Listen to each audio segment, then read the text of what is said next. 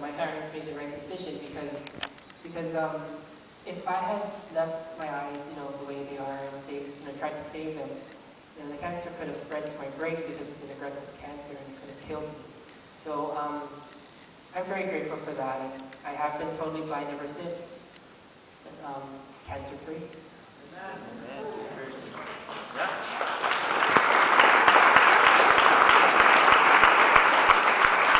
So even with this disability, growing up with it wasn't the easiest road. Why don't you tell us about just relationally how that affected you?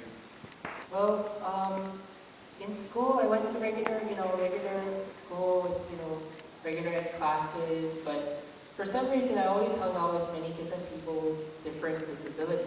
So I never really had too many friends back then who had no disabilities. So for me, my life was just hanging out with people with disabilities, So I was always very dependent on a lot of people, and I felt like I couldn't get from point A to point B without somebody with me. And I think that happened all the way till I was about a junior in high school, and I went to the Ho'opono Training Center for the Blind, and they taught me how to live independently, and that I don't need people to help me from point A to point B. And now I have the mindset that I can do it with people, I can do it without people. So you were growing in that, you're growing in the independence, but still, even with your family, it was a little difficult growing up as well because of the household and the environment that you were in. Why don't you tell us about that? Yeah, well, my family was always a family that did not want to show love and affection. So you would never hear the words, I love you, or, get a hug from people that, you really wanted from, or, the only time you would see hugs are occasions, that was absolutely necessary. But a lot of times love wasn't expressed in my family, and I remember it was always said that, when you show affection, or when you give affection or receive it, it's a shame, and as a man, it's even more shameful, because it's a weakness, they always said. So therefore, I never really received love too much the way I wanted it, and it always was in the back of my mind that I always wanted to be loved and accepted by, everywhere I went. And it didn't really dawn on me how much it meant to me until probably my late teens, when it was really facing a lot of challenges. So you had this need for approval and acceptance and love, and so you kind of carried that into every single relationship that you were in, trying to get that. Why don't you tell us about just that spiral that you were in? Well, it started to go downhill, but all I wanted to do was get attention from people. And the way I would get attention, like in the message, I was easily offended all the time. And so I was always afraid of betrayal, So for me, if I was betrayed, I would make sure that this person knew, I would make sure that my friends knew, and I would make sure that his friends knew. That way, everybody knew. But I was always seeking for revenge, just to get the attention. And all I had to hear was, Jensen, it's going to be okay, we love you, we will get your back, don't worry. That's all I needed. I was like, okay, thank you. But for some reason, no matter how many times I tried my best to stand out, no matter how many times I, tried to get the attention by hurting others in a way, somehow it still wasn't filling me. Like no matter how many hugs I gave, I felt like, I'm going to give 5 hugs today, 10 hugs tomorrow, and then maybe I'll feel good about myself. But no matter how many times I tried to make myself feel good by making others feel good or by hurting others, it still wasn't satisfying. And so that living like that caused you to hit rock bottom. You came to this place where you really had a vulnerable moment. Why don't you tell us about that rock bottom experience? Well, hitting rock bottom is never fun, but I think I really had to go through that in order for me to go up. And so I hit rock bottom one day, and I just started to get into trouble because I was looking for love, and I just said, forget this, I'm not going to look for love anymore. Why? Because I don't deserve it.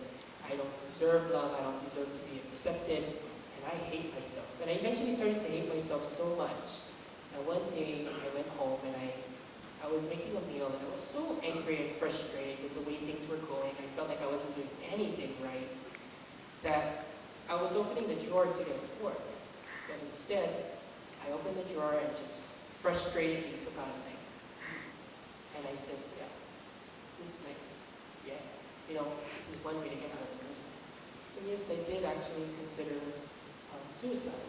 But, I think this is when, when you hit rock bottom, this is when God, started to come in the picture. And, I didn't do it. I didn't do it. I didn't. I put the knife away, and this is when I started to get help. And so during this time, God had placed specific people in your life where they were encouraging you, speaking life to you, and even inviting you to church. And so why don't you tell us about how things started to turn around for you in your life? Well, I always had a lot of people that went to church. I always knew a lot of friends that believed in God. And for me, I believed in God until I was about 17, and then I kind of lost my way there. I lost my grandpa before I was about to graduate from high school, and that's a very important moment for me. And that was actually when I started to really look for the love, because I was really close to him. But and so I stopped going to church for 4 years. And my friends occasionally just said, come to church, please. God loves you. And I was always angry with God, because I felt like He let me down. But the more people talked to me, I just decided to come to my first small group. And then my first service, and my first service, and it was an emotional experience for me. We always look for acceptance in a group of people. We always get betrayed by people, and I always wanted to be accepted everywhere. And so when I came to my first service, I felt my broken heart, beginning to fix, mend itself. And I knew that God finally loved, I finally knew that He loved me, He accepted me. No matter how much, my past was, no matter what I did, He accepted me. And ever since then, I've been coming every Sunday, every week, and it's all for God. God came and knows you. And there's this crazy story I want you to share about you at the bus stop. That kind of triggered everything. So why don't you tell us about that? Okay, so I was, this was before I got saved, and I was at Leeward Community College, and I was walking down to the campus bus stop, and somebody comes up to me and says, hey, I need to pray for you. And I was kind of new to it, right? So I kind of looked at it like weird, and I said, okay, what's going on? He goes, well, I want to pray for you to restore your sight. And for me, we look at the small things. We don't focus on the big picture. So for me, I said, well, yeah, you can do that, but my eyes are not real. It's not gonna work out. Gotta be honest. But he said he did it anyway, and I'm so happy he did. And he prayed for me to restore my vision, my sight. When I first came to service at Grace Bible, when I first got to know God, I did not realize that He did answer His prayer. God gave me sight. And how do I see? Through faith. No physical sight.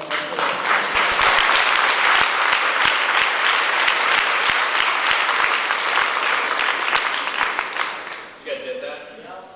Some deep stuff. And so your life has been changed. God is doing a great work in you. And you're living now with this thankfulness. Why don't you encourage people tonight? Maybe they're going through similar situations, some hurts in their lives, and you're looking for a reason to be thankful. How would you encourage them? Well, I think the best thing is to just spend time with God and appreciate the blessings that He has given you. I mean, you have family, you have friends, I'm sure, that love and accept you for who you are. God accepts you even more because He loves you for no matter what happens, in your past. And so, just spend time in prayer, just read the Bible, and He will reveal to you, more and more of His power and His love for you. And I always say, appreciate the blessings. I mean, I have my small group in front of me, and that means I have like 7 people in my small group, and God has blessed me 7 times and counting. And you guys can be a blessing to somebody, and that's the beauty of it, So just if you're going through a hard time and you have that really hard heart or that shell, like I like to say, you cannot spread your wings until you take off that shell. And so, you want to do the first step? Hold your heads up high, and just say, it's done.